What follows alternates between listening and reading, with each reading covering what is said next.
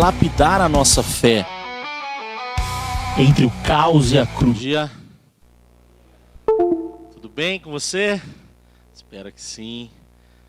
Para você que não me conhece, eu sou o pastor Brunão, um dos pastores da Movimento. Fico muito feliz de ver cada um de vocês aqui pela essa manhã. E você que está aqui pela primeira vez, seja de fato muito bem-vindo. E que seja a primeira de muitas, se Deus quiser. Nós estamos numa série de mensagens que a gente está chamando de Entre o Caos e a Cruz. Justamente refletindo sobre essa turbulência do mundo, né? Essa loucura que a gente tem vivido e que não nos deixa de fora, né? A gente participa de tudo que está acontecendo, seja como cristãos ou não cristãos, gente que, eu digo, na sociedade, seja o teu time de futebol, seja o teu lado político, seja na empresa. O fato que o caos ele nos alcança mais cedo ou mais tarde. E entre o caos também existe o caos que a gente entende de maneira teológica, aquilo que nos atinge de maneira sobrenatural, o pecado, o mal no mundo e tudo mais. Então o caos simboliza toda essa desordem, né, que a gente está inserido. Então entre o caos e a cruz sempre tem algo para a gente trabalhar, para a gente pensar, para a gente refletir. Então a série tem a ver com essa perspectiva, né? Em cada encontro a gente trabalhar uma dor real, vergonha, desorientação, culpa, vazio, abandono. E hoje eu quero trabalhar esse tema. Entre o caos e a cruz existe uma missão e um coração disponível. E a gente vai perceber isso em vários personagens das Escrituras. Mas hoje eu quero parar em um personagem muito conhecido, talvez o pessoal mais antigo de igreja. Mas para você que nunca ouviu nada de igreja, é um cara chamado Gideão. Um nome bonito para você pôr no seu filho, Gideão, né? Antigamente o pessoal tinha uns nomes estranhos, né, para pôr, né? Mas tudo bem. Gideão. E nós vamos entender um pouco a história desse homem.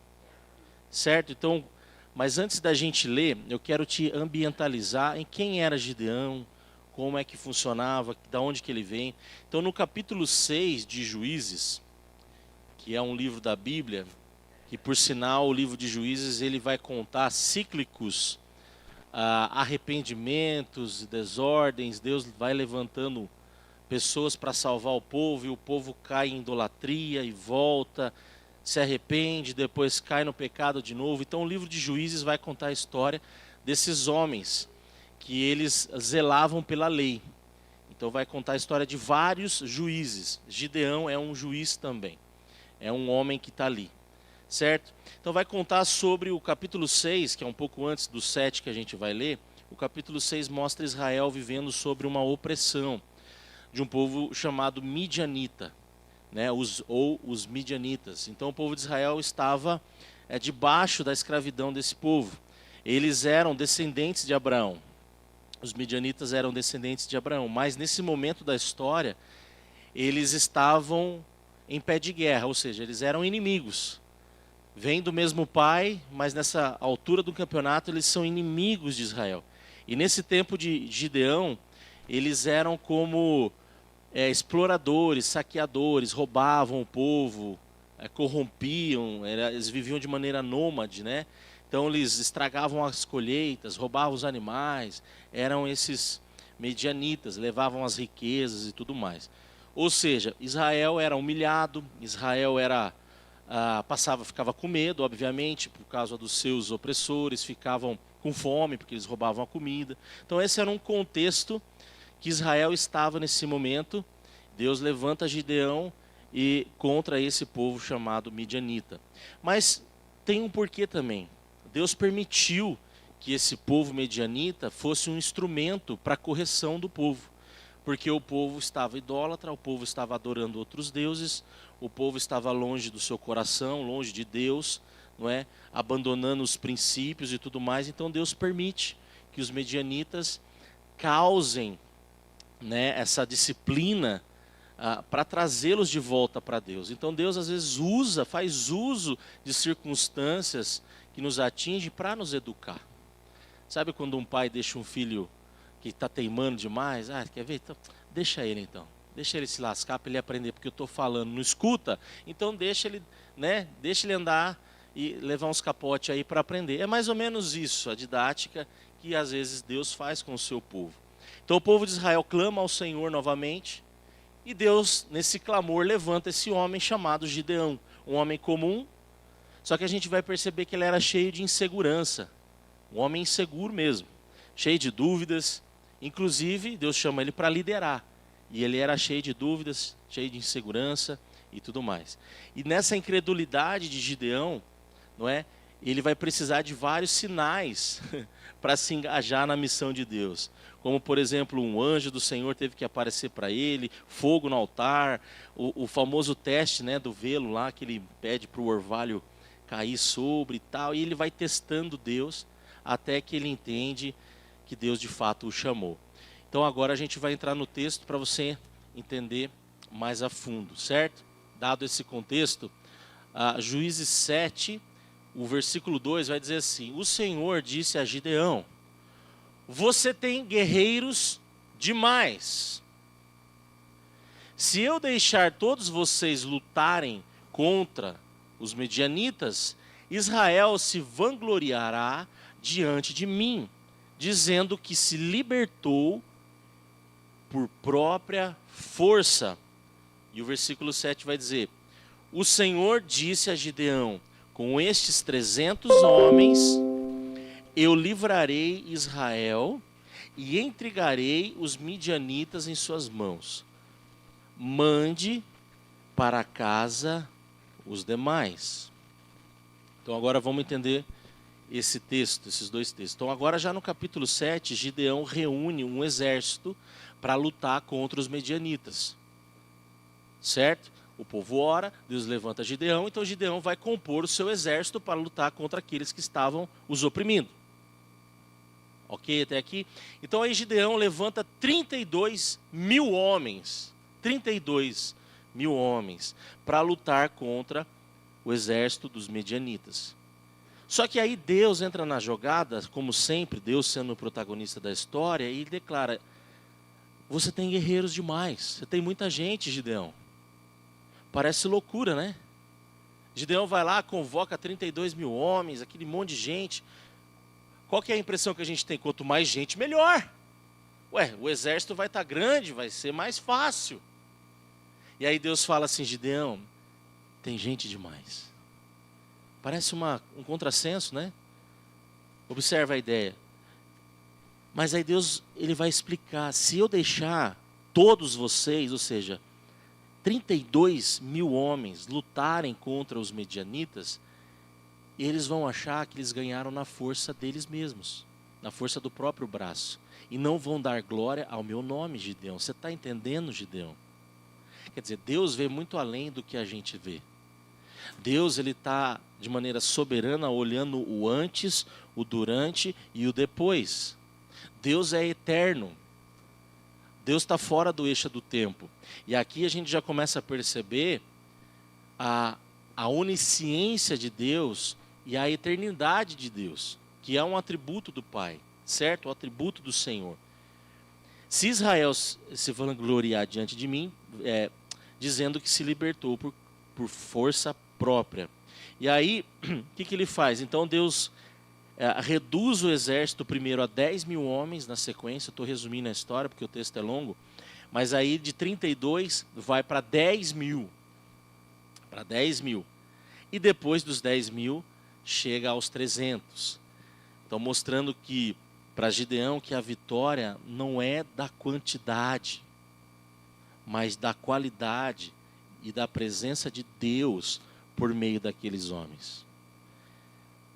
E aí no versículo 7, né, no capítulo 7, como a gente diz, no versículo 7, o Senhor disse a Gideão: com estes 300 homens, eu livrarei Israel. Você consegue perceber que Deus é o protagonista? Não é vocês livrarão, é eu livrarei. E aí a gente começa a perceber que Deus vai colocando o povo no seu lugar novamente. Vai colocando Gideão no seu lugar, o povo no seu lugar. E isso é o que Deus faz com a gente. Antes de nos usar, Deus coloca a gente no nosso lugar. Ele é Senhor, Ele é protagonista. É Ele que faz e nos usa. Tudo acontece porque Ele chama, Ele convoca. Então, gente, nem sempre é do nosso jeito. Aliás, nunca é do nosso jeito. O que Deus faz é que a gente entenda os planos do Senhor e a gente se alegre com eles, porque os planos do Senhor são melhores que os nossos. Então é por aí o caminho. Então esse contexto vai revelar que o maior problema não era a força do inimigo. Vocês conseguem perceber? Não é a força dos midianitas, mas que Israel entendesse que a vitória não viria de estruturas. Que a vitória não viria do poder bélico, do quanto de armas eu tenho, do quanto de homens eu tenho. Ou seja, poderíamos falar de números, de recursos financeiros, de alta confiança, não. Mas a vitória vem do Senhor, vem de Deus. Vamos orar. Deus querido, nós oramos mais uma vez e buscamos a Tua face e pedimos que o Senhor nos abençoe nessa manhã. Pedimos que o Senhor abra o nosso entendimento e que cada um que se adentrou a essa casa saia daqui impactado com a mensagem do Evangelho. Essa é a nossa oração, no nome de Jesus. Amém. Deus não precisa de multidões para realizar a sua obra. Ele não precisa. Ele precisa de corações disponíveis. De gente que está afim, de gente que quer fazer. E a gente vai perceber no texto, depois você leia na sua casa, tá? Lição de casa aí. Leia lá Juízes, pode ler o 6, que é o chamado de Gideão, mas leia o 7, que é o confronto com os midianitas. E aí você vai perceber que o que Deus está tratando ali é de disponibilidade. Não adianta eu ter 32 mil homens com o coração fechado. E além do mais, eles se vangloriariam, achando que foi na força do próprio braço que eles venceriam os medianitas. Mas Deus, Ele está apontando algo, uma lição para nós. Disponibilidade. Coração disponível. Vale muito mais do que uma quantidade de recurso humano. O coração disponível é o lugar onde o Espírito Santo habita. É onde Ele quer habitar e por meio desse vazio, Ele entra e ali Ele faz morada e ali Ele vai nos impulsionando, nos encorajando, nos movendo, nos compelindo à missão que vem do próprio Deus. A missão nunca foi cumprida, gente, por quantidade. Pode olhar. Jesus tinha 12, mas a Bíblia vai falar que uma hora lá que tinha 70, que tinha 120, que tinha vários outros. Mas Jesus, ele ficou ali com 12. E a Bíblia ainda fala que mesmo dentre os 12, ele tinha 3, que ele se aproximava mais. Pedro, Tiago e João. Então percebe que por poucos homens o mundo foi transformado. Porque não é a quantidade, mas é a fidelidade e a disponibilidade daqueles que respondem ao chamado.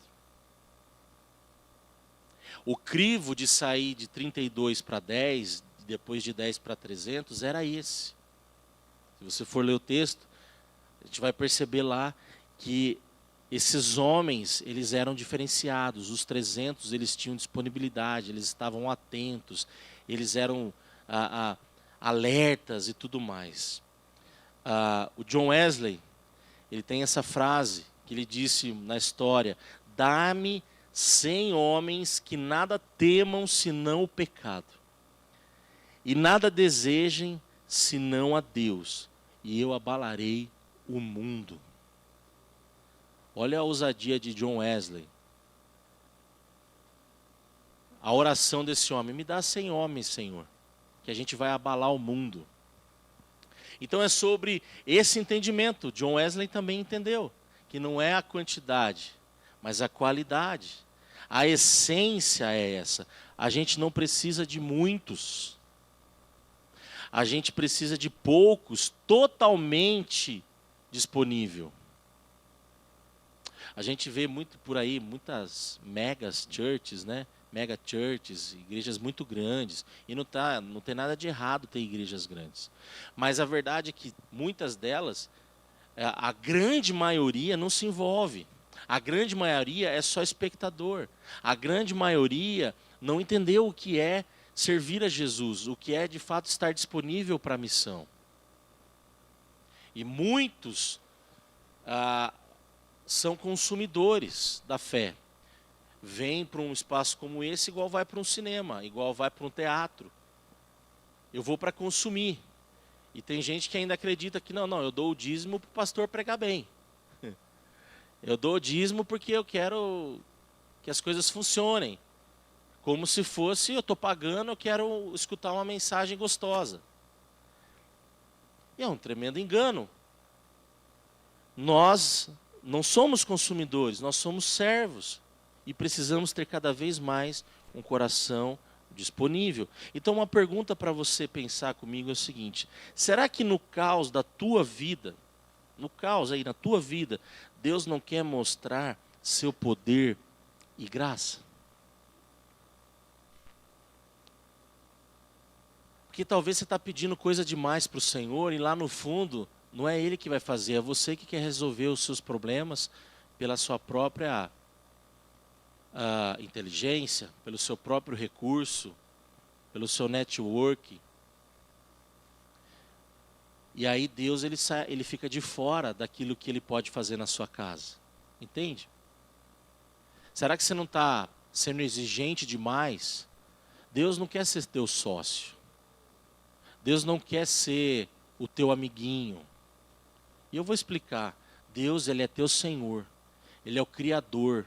Ele quer cumprir o plano dele na tua vida. Porque tem gente que acha que Deus é um sócio de uma startup. Que acha que Deus ele tem que financiar os teus sonhos. Não. Deus não está aqui para financiar os nossos sonhos.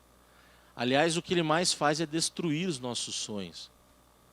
Eu não estou dizendo que você não pode sonhar, que você não pode ter um pensamento voltado para a tua casa, para você pensar em coisas que têm a ver com você. Não é sobre isso.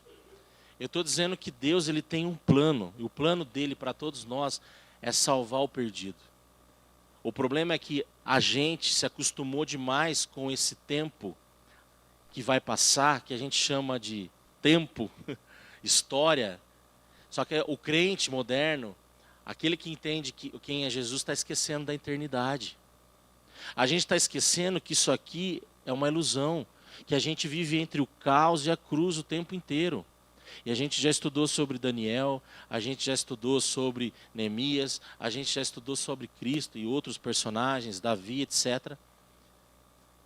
E a gente precisa começar a parar para pensar que o nosso descanso não é aqui, que a nossa melhor vida não vai ser essa, que eu não estou vivendo, morrendo de trabalhar para eu viver o melhor dessa terra.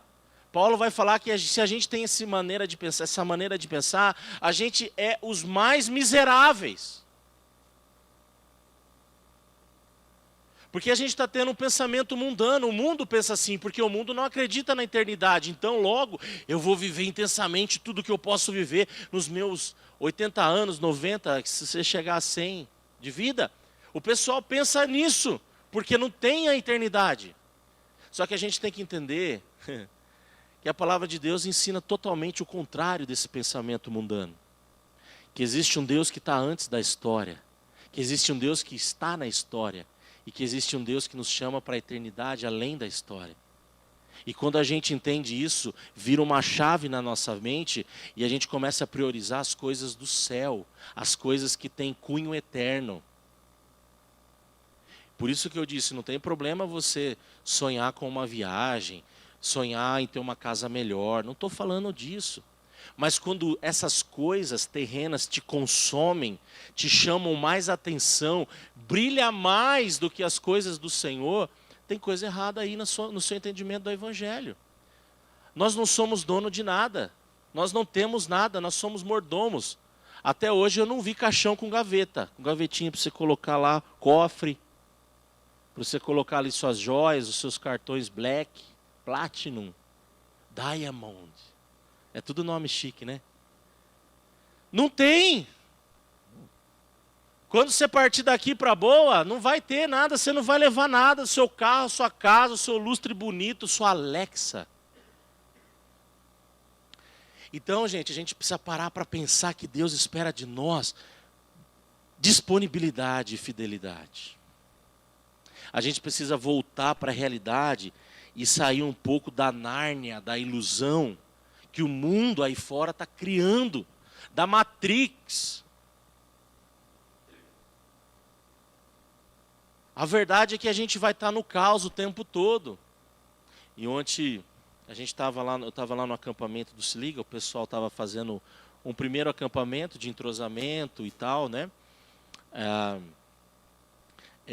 De se entrosar, de se conhecer, de estabelecer ali alguns parâmetros, falar um pouco mais da visão, entrosar a equipe. E lá ontem, à tarde, daqui a pouco a gente ouviu lá uma moça chorando. Aí o que aconteceu, gente? Faleceu o sogro dela. Ele estava na UTI, tinha sofrido um acidente. E ali algumas pessoas, nossa, mas a gente está aqui, olha o que aconteceu. Eu falei assim, Deus sabe o que faz. Se essa moça está aqui é porque ela está no melhor lugar, onde ela vai ser abraçada por vocês. Se ela estivesse sozinha na casa dela, o marido estava trabalhando lá em Brasília, ia ser muito pior. O que eu estou querendo dizer? Que a gente tem que parar de procurar o problema e ver como que Deus age nas situações e ver o lado bom das coisas. E aí, nisso tudo, perceber a visão de reino sobre cada coisa, cada momento, cada problema que acontece na nossa vida, pensar o que Deus quer nisso tudo, que eu aprenda, que eu cresça, que eu esteja disponível e fiel. Coisas ruins vão nos acontecer, porque é o caos. A morte faz parte, a doença faz parte. Mas quando eu começo e volto meus olhos para a eternidade, pode acontecer e venha o que vier. Eu sei que eu vou morar com Jesus eternamente.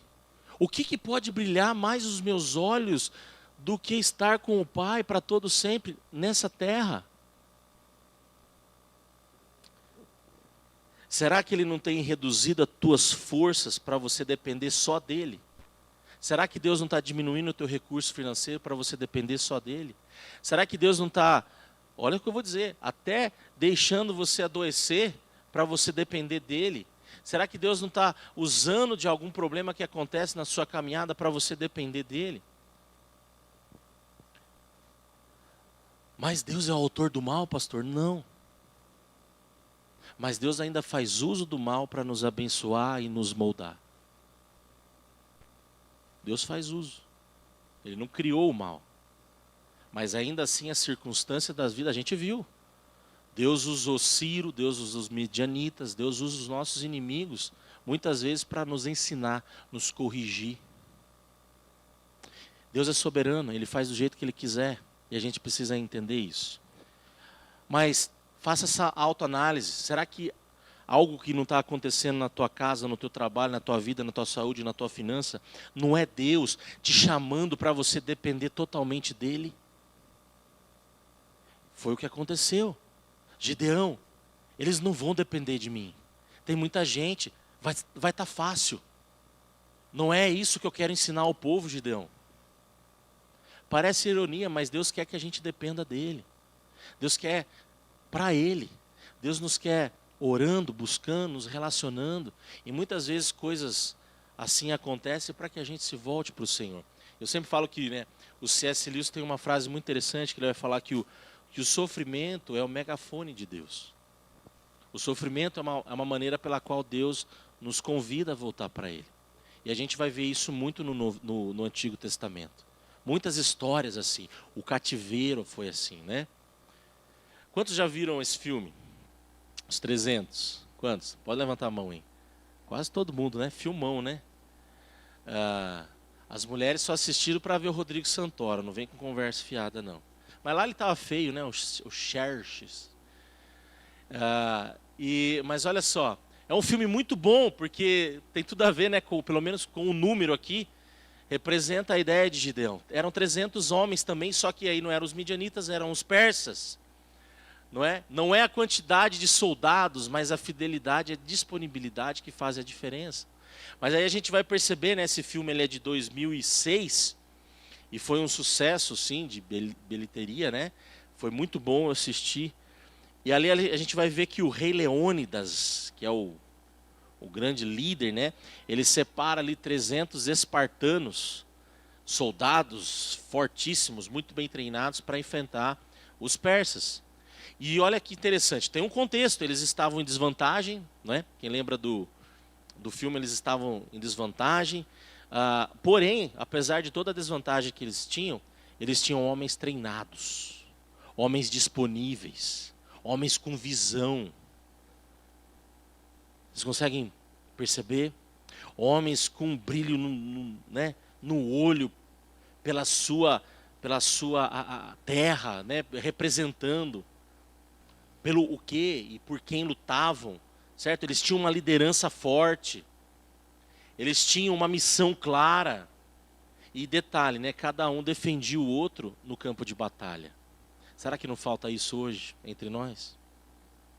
Às vezes o que a gente, aí cai entre nós, a gente, às vezes o que a gente mais faz não é defender o irmão do lado. Às vezes, talvez na primeira oportunidade que a gente tem, a gente fala mal.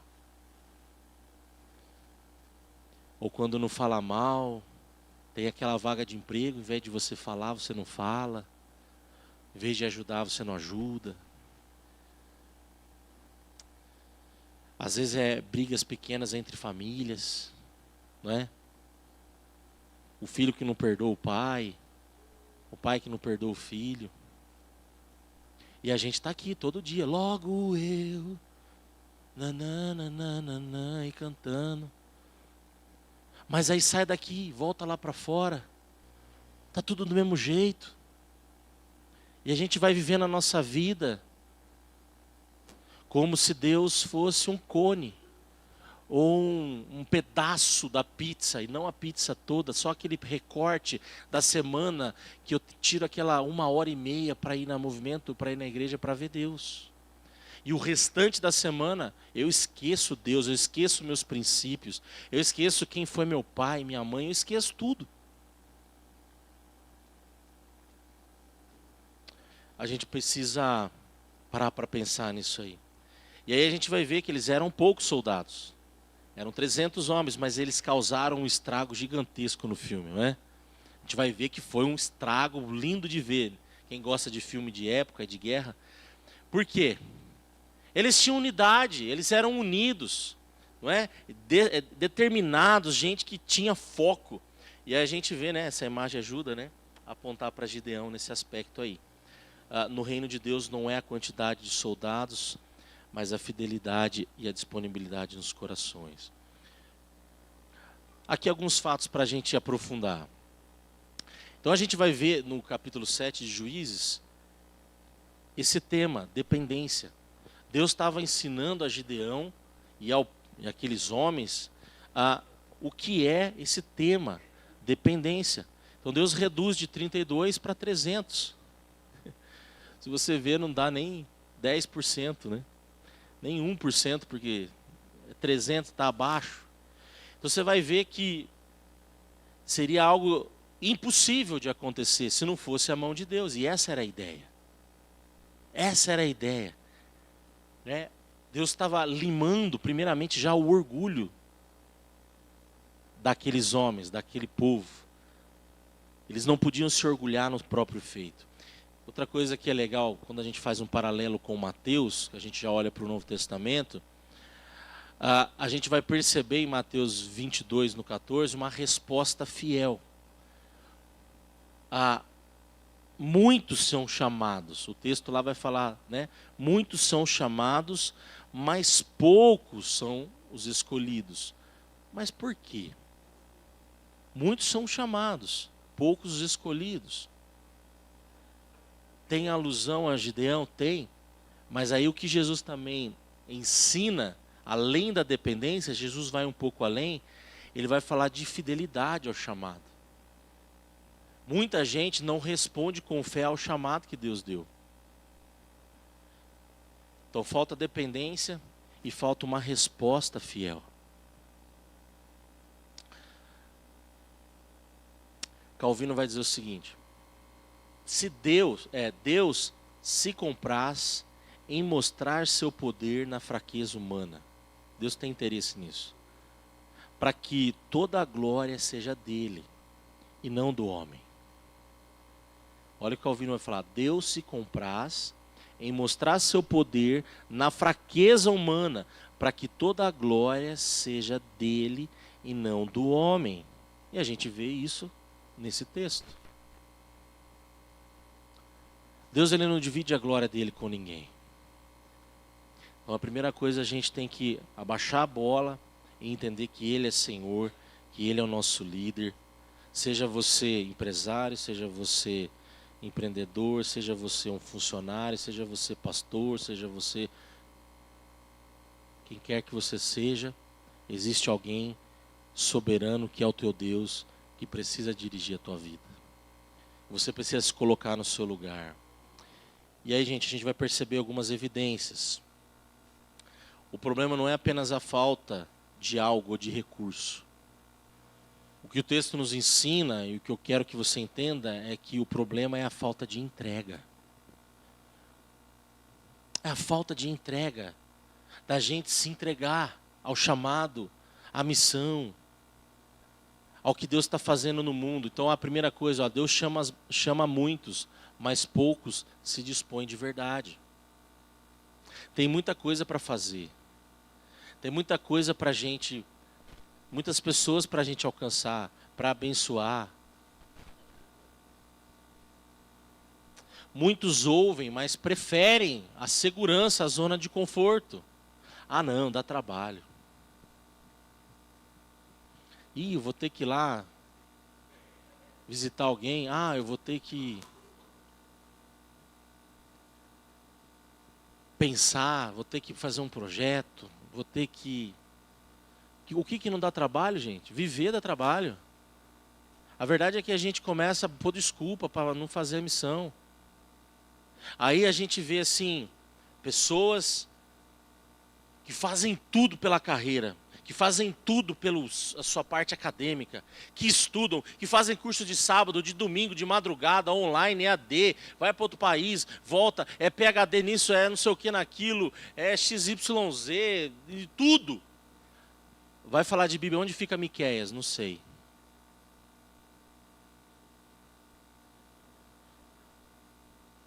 Entende? Não é que você não possa estudar, que você não deva, mas está sendo para a glória de Deus ou para a glória do seu próprio ego? Está sendo para você ser paparicado, para alguém bater palma para você e falar que você é alguém? Olha onde a gente vai chegando. No fundo tem lá incredulidade, crise de identidade, um trauma na infância. E aí você precisa crescer de alguma forma. Tem gente que quer crescer, tem gente que cresce comprando um carrão, tem gente que cresce pisando no outro, tem gente que cresce acumulando currículo, tem gente que cresce estudando, tem gente que quer crescer, mas isso são tentativas humanas, a gente provar para alguém que a gente é alguém. E se esquece que a gente não precisa disso diante de Deus para fazer a missão.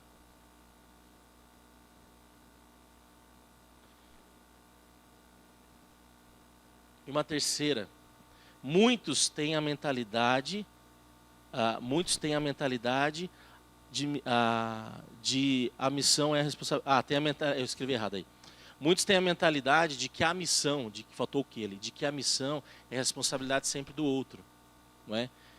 Ou seja, eu nunca assumo minha parte de cristão. Eu sempre terceirizo. É uma mentalidade que é o pastor que tem que fazer. Há uma mentalidade que é o presbítero que tem que fazer, que é o diácono que tem que fazer. Não. Deus chamou a todos nós para fazermos a diferença. Cada um de nós. Cada um de nós no nosso trabalho, na nossa casa, no nosso network, no nosso ciclo de amizade, na nossa faculdade, no nosso trabalho, na nossa vizinhança. É aonde a gente está, a gente poder ter a oportunidade de fazer a diferença. Você não precisa ser pastor para fazer a diferença.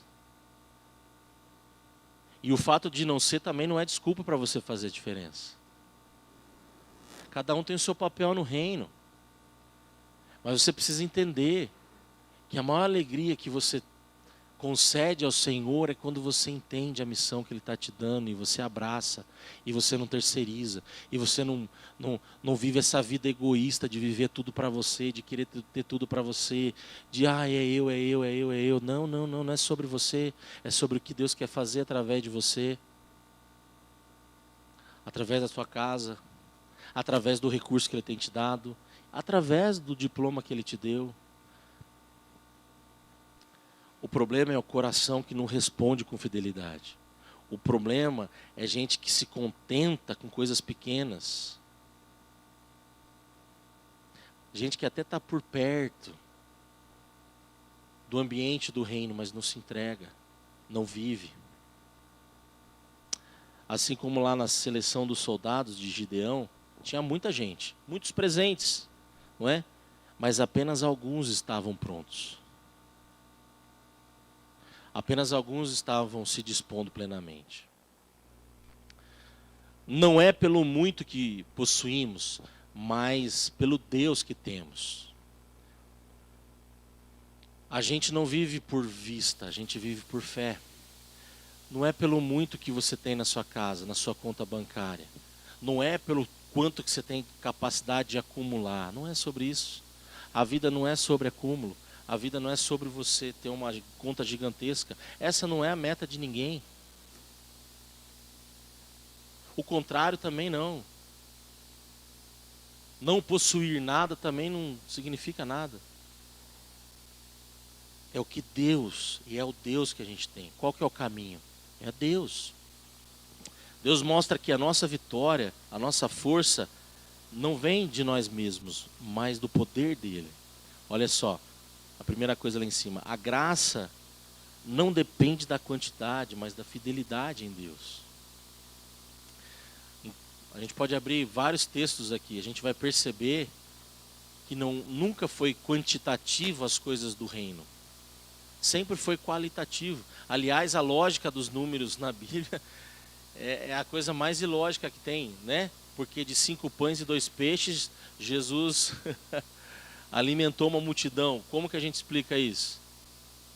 Então não é sobre números, é sobre a qualidade, é sobre aquilo que Deus é capaz de fazer. É sobre gente disposta em fazer. É sobre coração disposto e fiel a Deus. A graça sustenta quando todos nos abandonam. E a gente vai perceber isso.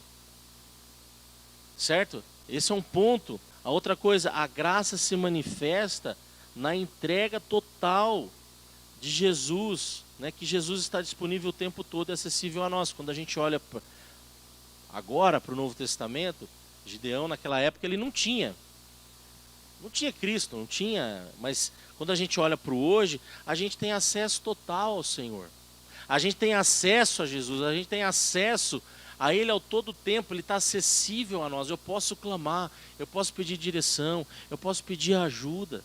Mas não, a gente quer resolver na força do braço, a gente quer resolver nos nossos contatos, a gente quer resolver do nosso jeito.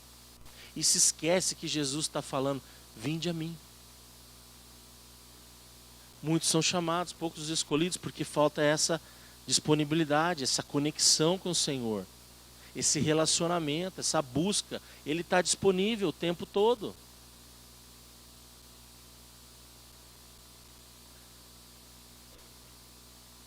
A gente começa a perceber, né, que a graça de Deus ela vai se revelando ali de maneira extraordinária na história de Gideão.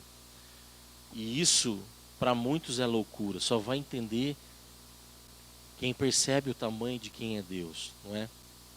Quem que investe num projeto desse, gente, de 32 mil para 300, que ser humano apostaria na vitória contra os medianitas, que ser humano que investiria na liderança de Gideão, nenhuma pessoa sã faria isso. Isso é loucura. Mas quando a gente olha para o que Deus é capaz de fazer, para essa história, a gente fala, opa, a gente tem um Deus grande. A gente tem um Deus que olha além das nossas, além do alcance, né? A gente dá igual o Thundercats, né? Deus tem a visão além do alcance, né? A gente não consegue. Deus já está vendo tudo, Deus já está lá no futuro. Né? Até o nosso projeto, se a gente for parar para pensar, a gente nem tinha condições de começar. Mas a gente falou, não, vamos viver por fé, vamos juntar as nossas forças, vamos sonhar 10 anos de igreja, vamos juntar todo mundo, se todo mundo se ajuntar, se todo mundo se dispor, se todo mundo fizer um pouquinho, a gente consegue, gente. É sobre isso, isso nos une, isso nos traz pertencimento. É sobre a gente entender o que Deus está fazendo e o que Ele quer fazer através de nós. Não é? A força não vem do homem, mas do poder de Deus. Assim também é a cruz. Quando todos abandonaram Jesus, todos abandonaram Jesus. Seus amigos, seus discípulos, as multidões que o seguiam, ele ficou sozinho. E o que a gente aprende com Jesus? Ele permaneceu fiel. A nossa fidelidade não depende de quem está do nosso lado. Não depende do quanto eu tenho no bolso. Não depende nem da igreja que eu estou. Depende do meu relacionamento com Jesus, entende? Não depende da sua saúde. Não depende dos teus amigos. Não depende da sua casa. Não depende do seu trabalho. A sua fidelidade a Deus não depende de nada que é externo. A sua fidelidade a Deus depende de você olhar para Cristo, entender como Cristo viveu, olhar para a cruz e perceber: o Espírito Santo habita dentro de mim e isso foi Cristo que habilitou a eu ser fiel. Senão não tem como, nem isso a gente consegue.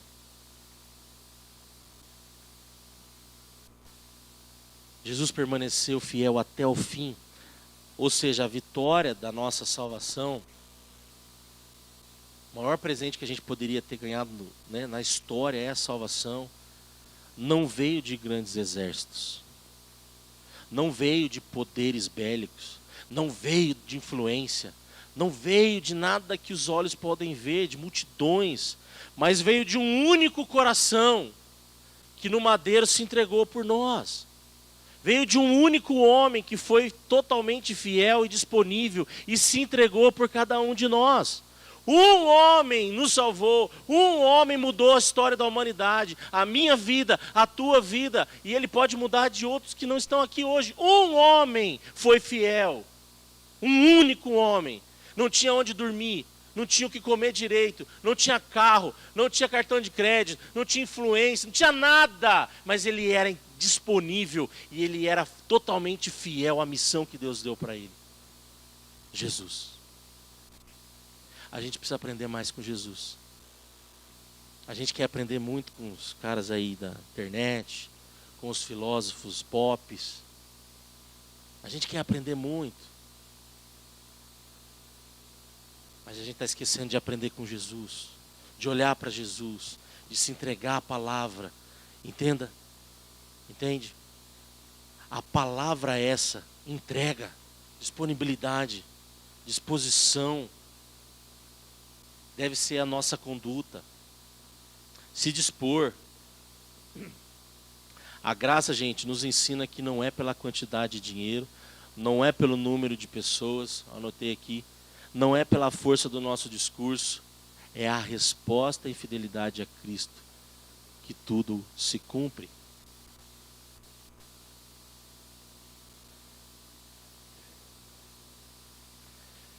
E aí quando a gente vai pensar um pouco mais em Gideão ele venceu porque Deus estava com ele. Não é por causa dos seus 300. Gideão entendeu que ele venceu, não era apenas porque os 300 eram habilidosos, eram alertas e tinham o mérito de terem sido escolhidos. Aí a gente vai além. Gideão venceu porque Deus estava com aqueles 300. Deus estava com aquele povo. Agora tem uma mensagem para você. Sabe por que você vence? Porque Jesus está com você. Assim como Deus esteve com Gideão, Jesus está com você. Qual é a tua resposta a isso? Como tem sido a tua disponibilidade? Como tem sido a tua fidelidade? O que você quer ensinar para o teu filho? Para a tua casa? Para o teu cônjuge? Para o teu pai que você ora querendo que ele venha para a igreja? Mas daí no dia a dia você não é disponível. Você não se entrega. Você não traz uma resposta, uma conduta bacana. Você não reflete o evangelho. Você não vive o que você diz. crer. Entende? Quando tudo parece frágil, pequeno, insuficiente, é aí que o poder de Deus se aperfeiçoa. Essa é a história de Gideão. Essa foi a história de Jesus na cruz. Talvez essa seja a tua história hoje. Eu não sei qual é o momento de fraqueza que você tem vivido, mas é aí que Deus quer trabalhar. É aí o lugar que Ele mais quer trabalhar. Ah, minha finança está uma porcaria, pastor, está uma droga. Será que não é aí que Deus quer trabalhar? Ah, meu relacionamento está uma desgraça. É aí que Deus quer trabalhar. Ah, o meu filho, não está difícil o relacionamento. É aí que Deus quer trabalhar. A gente precisa voltar os nossos olhos para entender, opa, peraí, qual é o Deus que eu tenho crido? Quem é o Deus que eu digo servir? A gente começa a viver como se Ele não fosse capaz de responder às minhas fraquezas. Como se Deus não tivesse poder de intervir na minha história. E aí a gente vai olhar para Cristo. Em Cristo, temos não só vitória momentânea, como teve ali Gideão. Mas em Cristo nós temos uma vitória eterna, atemporal. Paulo vai nos dizer que nós somos mais do que vencedores por nós mesmos, em Cristo. Então você não precisa que nenhum coach chegue para você e fala, você pode, você já é a tua identidade, é vencedora, você é vencedor. Eu não preciso ficar aqui com um discurso de coach, isso é bíblico, você é mais do que vencedor, por aquele que morreu por você na cruz. Nenhum dinheiro no mundo seria capaz de pagar o teu pecado na cruz. Nenhum dinheiro no mundo seria capaz de mudar a tua essência, a tua história, te transformar de dentro para fora. Só Jesus. Jesus é esse exemplo de entrega, de fidelidade à missão. Ali no cantinho, Jesus, o Cordeiro fiel, que sozinho suportou o peso da batalha e nos deu a vitória eterna, sozinho. Você já pensou? Eu fico imaginando, né, no Antigo Testamento, quantos cordeiros será que não foram mortos ao longo de 4.000 anos? Para o povo continuar pecando, né? Para o povo continuar desobedecendo a Deus. Quantos animais foram sacrificados? Quantos rituais não aconteceram, não é? Mas agora não precisa mais. Jesus é o Cordeiro que de uma vez por todas pagou a nossa dívida que a gente tinha contra Deus. O nosso pecado está apagado em Jesus. Até aqueles que ainda não cometemos, você já foi perdoado. Isso é ser mais do que vencedor. Aquele pecado que você vai cometer amanhã, sabe? Já está perdoado. Aquela pessoa que você nem sabe que você vai falar mal ainda, mas você vai falar mal, Deus já te perdoou. Sabe, aquele videozinho estranho, Deus já te perdoou. Sabe, aquelas coisas erradas que você nem sabe, nem cogitou ainda na sua mente, Deus já te perdoou. Então por que não viver hoje uma vida de disponibilidade, de entrega, de fidelidade? Por que não mudar hoje? Por que colocar condições naquilo que não precisa, que é incondicional? A gente vê muita gente colocando condições. Ah, pastor, quando eu estiver bem eu vou. Ah, eu não estou tão bem, eu não posso servir. Ah, eu não estou pronto. Ah, eu não isso. Ah, quando eu fizer minha maquiagem melhor eu vou. Ah, quando eu fizer a unha. Aí a gente começa, a gente vê cada desculpa esfarrapada. Eu fico imaginando Deus olhando, eu falo, meu Deus, né? Deus olhando, eu falei, eu mesmo, né?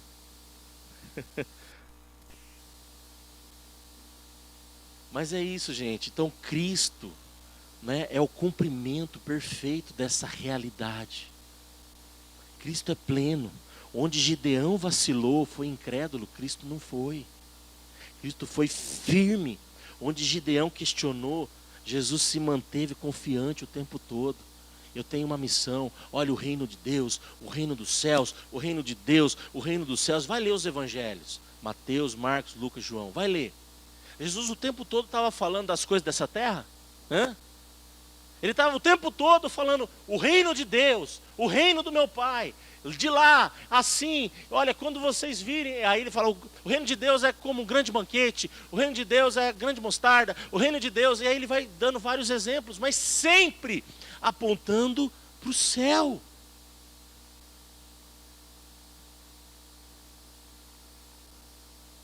E Paulo, e aí o restante, né, do Novo Testamento, a gente vê Paulo falando sobre Jesus. Estou resumindo para você o Novo Testamento inteiro. Mateus, Marcos, Lucas e João fala do reino dos céus. Jesus fala do Pai, do reino, a teologia do reino. O restante ali, a grande maioria, Paulo, vai falar de Jesus. Pronto, resumiu o Novo Testamento para você. Paulo vai conceituar Jesus, vai apontar o Filho de Deus, o Cordeiro, e tal, o gentil, o grego, tal, ele é suficiente. Paulo aponta para Cristo e Cristo aponta para o reino de Deus. Você vai perceber isso. Então veja, Cristo com essa plena disposição, ele disse o quê? Que seja feita a tua vontade. Disposição. Não é a minha vontade, é a vontade do Pai. Que seja feita a tua vontade, Pai, no meu trabalho. Deus, que seja feita a tua vontade no meu casamento. Que seja feita a tua vontade nos meus relacionamentos. Que seja feita a tua vontade no meu ministério. Que seja feita a tua vontade no movimento. A gente fala muito isso no conselho. A gente tem planos, a gente planeja, e tudo isso tem que ter. Mas o vento sopra onde quer. E a gente, como liderança, o que a gente faz? A gente só ajusta as velas. Tem gente que tem problema com mudanças. Mas não tem, porque a mudança ela faz parte da vida, tá? Entre o caos e a cruz tem muita mudança. O vento sopra onde quer. O Espírito Santo pode mover a gente para um lado e a gente só vai ajustar as velas. Vamos para lá, Senhor. É para lá que você quer que a gente vai? Então vamos. É claro, sem perder a essência. Não deixando de estar debaixo da palavra. Então a gente precisa estar disposto. Você já viu algum soldado falar para o general o que o general tem que fazer? Não, ele só acata as ordens e vão para frente. A gente é assim. Soldados que obedecem à ordem do Pai, do Senhor. A gente está numa sociedade de muita independência, de muito mimimi, de muito não me toque, não me rele, de muita rebeldia. E aí a gente tem dificuldade de obedecer, de se dispor, de ser fiel, entende? Mas Jesus aponta o tempo todo, mesmo sendo Deus, ele estava ali obedecendo o Pai o tempo todo. Essa disposição de Gideão desafia a nossa disponibilidade para Deus. Gideão faz isso. Agora, a de Cristo nos chama a confiar ainda mais. Além de termos essa disponibilidade, ele nos ensina a confiar, não na nossa própria força, mas no Pai, um coração rendido à sua graça. Olha essa frase: Deus não busca os mais fortes, os mais bonitos e assim por diante, mas os mais dispostos. Deus, ele procura gente disposta. A gente vê isso no texto, certo? Não exige perfeição, mas fidelidade. A gente quer ser muito perfeito em tudo e até usa da perfeição como muleta para não fazer. Ah, pastor, mas você não fala de excelência? Sim, mas excelência é você fazer o melhor com aquilo que você tem, não com aquilo que você não tem. Eu vou tirar o melhor som dessa bateria, porque ela é a que eu tenho. Não adianta nada, né? Você ter uma Ferrari e não saber dirigir. Vai bater no primeiro poste. Não souber usar a tração, piorou, né? Vai rodopiar e... Campinas, né? Saiu um vídeo assim, o cara bateu lá uma Ferrari. Coitado do cara. Foi dar uma voltinha no test drive, nunca soube, não sabia dirigir, arrebentou tudo a Ferrari lá. Coitado, deve estar com trauma até hoje. Mas é mais ou menos isso. É a gente ter o coração disponível para a missão e parar de dar desculpa.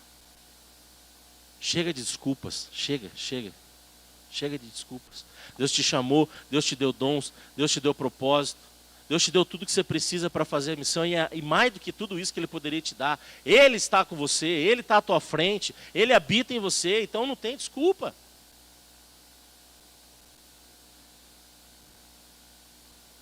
Ou seja, essa fidelidade, ela está acima da perfeição. Mais importante do que qualquer coisa é a gente ter um coração fiel a Jesus. Porque, gente, vamos lá. A gente pode até querer parecer ser perfeitinho aos olhos do outro, mas Deus sabe que a gente é falho. Deus sabe que você é pecador.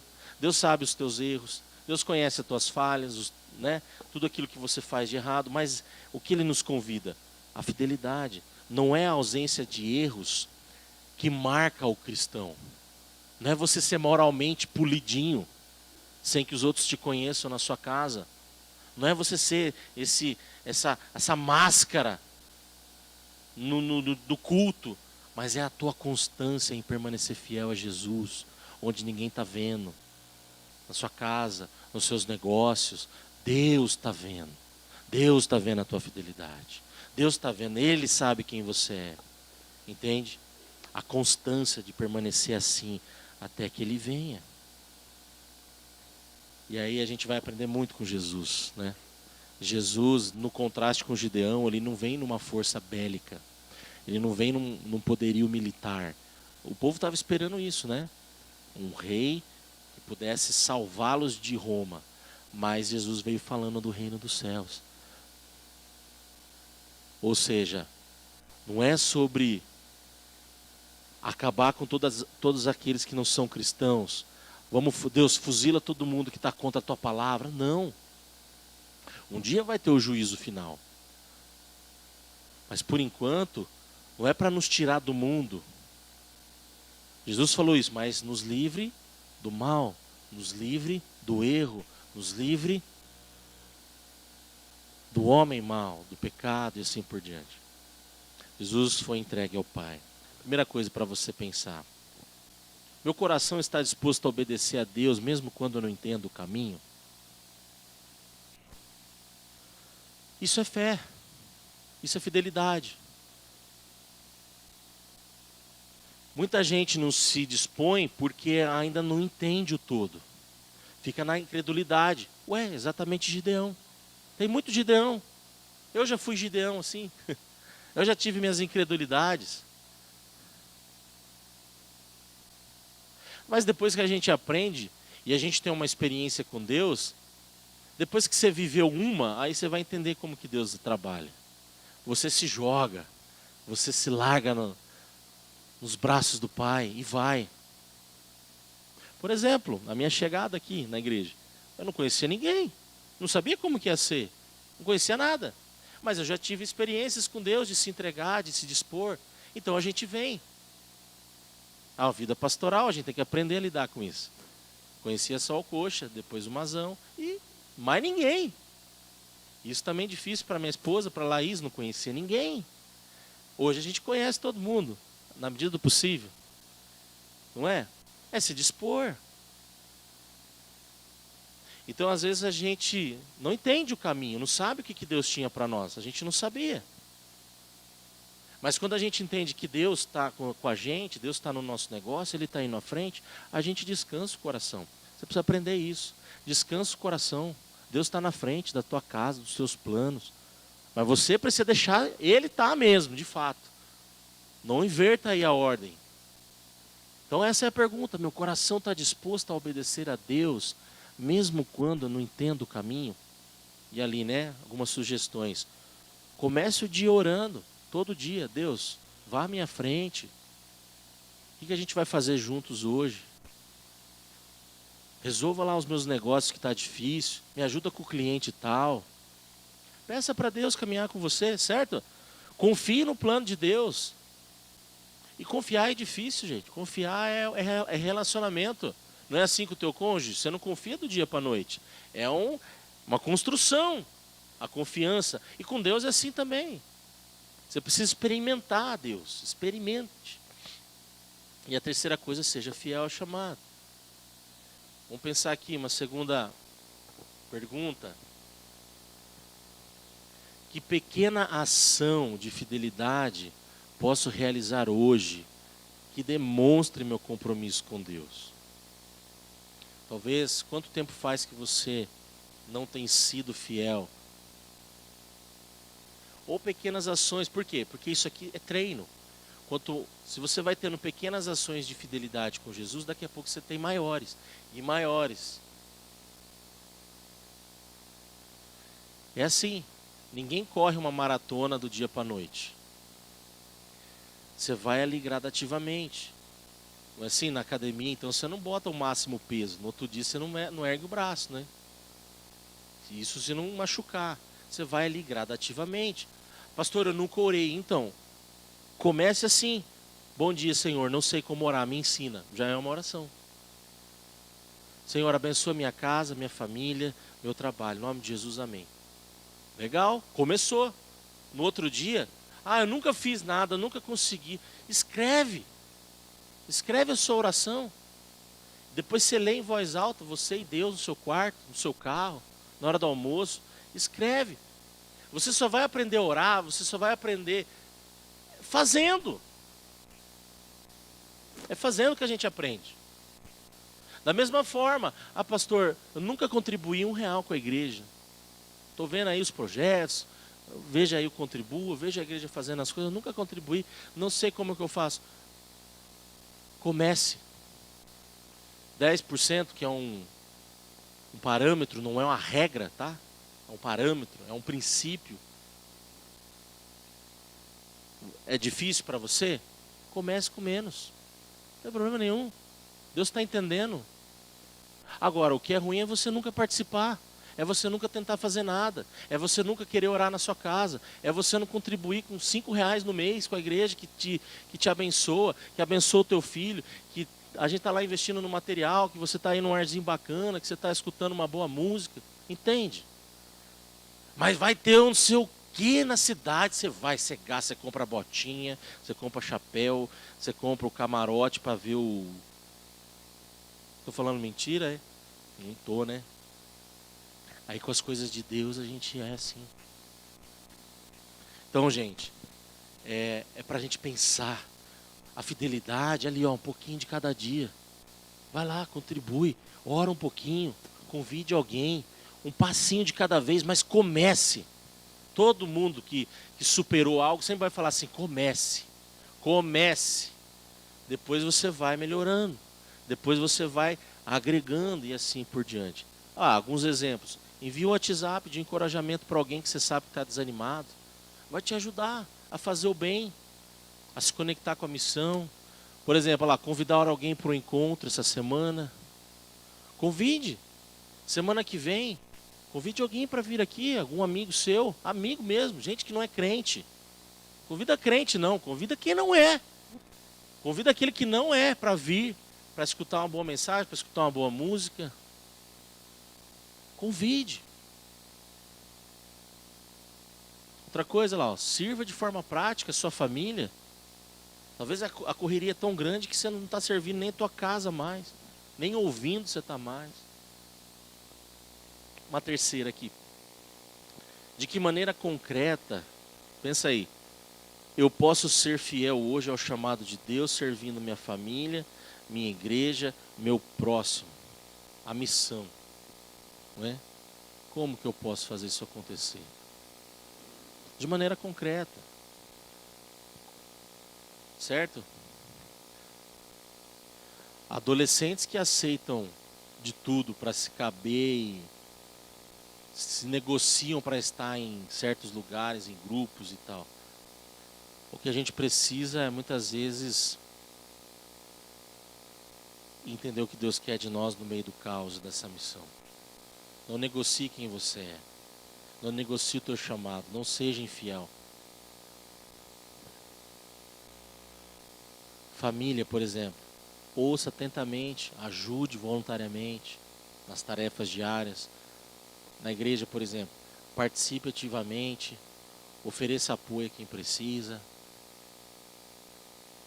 O próximo, por exemplo, encoraje com palavras o teu amigo no trabalho, que você sabe lá que perdeu o pai, que errou, que cometeu algum erro no trabalho.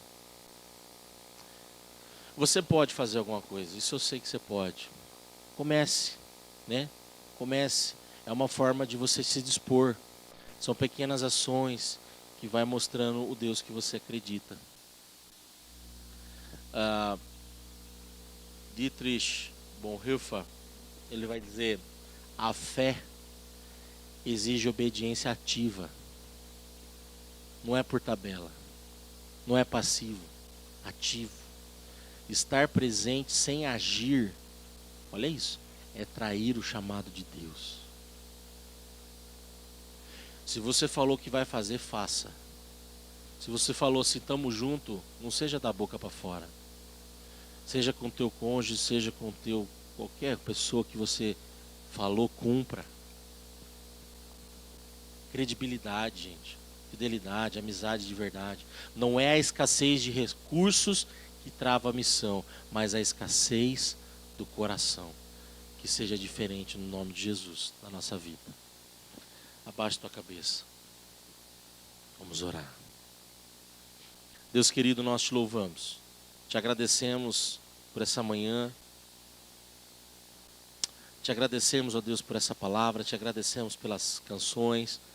Te agradecemos por tudo que o Senhor fez entre nós nessa manhã até aqui. Pai, nessa hora nós queremos aprender com tudo isso. Que o Senhor possa ministrar o nosso coração. Que o Senhor não procura perfeição, mas fidelidade, disposição. Que o Senhor possa nos ajudar, Pai, a sermos pessoas mais antenadas nas coisas eternas. Mais interessadas por aquilo que o Senhor é interessado. Que nós possamos amar mais as coisas do céu do que as coisas dessa terra. Que nós possamos buscar mais a tua vontade do que viver iludido nos nossos próprios sonhos. Mas que nós e o Senhor nos dê e possamos viver os teus sonhos, Senhor. A tua vontade, o teu plano. Porque é o melhor para nós. É o melhor para a nossa vida, é o melhor para a nossa casa. Não é fácil a gente renunciar, mas quando nós entendemos que nós já não vivemos para nós mesmos, por que eu quero viver a nossa vontade? Por que a gente quer viver a nossa vontade? E aí nós entendemos, Senhor, que de fato é o mal que há em nós que nos leva para longe de Ti. Por isso, ó Deus, perdoa os nossos pecados. Perdoe a nossa ignorância, perdoe a nossa infidelidade, perdoe a nossa indisposição de acolher o perdido, de falar do teu amor às pessoas, mas que nós aprendamos com Gideão, com Jesus, que o Senhor espera um coração entregue, um coração disponível, um coração que quer ser habitado primeiro pelo Espírito Santo, e a partir do Espírito Santo possa fazer a diferença nessa sociedade caótica, nessa sociedade carente de amor, de paz, de verdade. Oh Jesus, que o Senhor fale e continue a falar aos nossos corações. Obrigado pela cruz, obrigado pela tua fidelidade, Jesus, porque foi lá que o Senhor transformou a nossa realidade. Foi na cruz que o Senhor transformou a nossa essência. E nós queremos responder a esse chamado à altura, Senhor. Sabemos que jamais atingiremos a tua expectativa, porque somos de fato imperfeitos. Mas nós queremos mirar esse alvo, de te agradar, de te honrar, de sermos fiéis, de sermos pessoas que são disponíveis para tudo que o Senhor quer fazer em nós, através de nós, apesar de nós. Obrigado, Pai. Fica conosco. É o que nós pedimos e agradecemos no nome de Jesus. Amém. Vamos cantar ao Senhor. Fique em pé. A graça te alcançou. E é por isso que a gente continua essa missão até que Ele venha.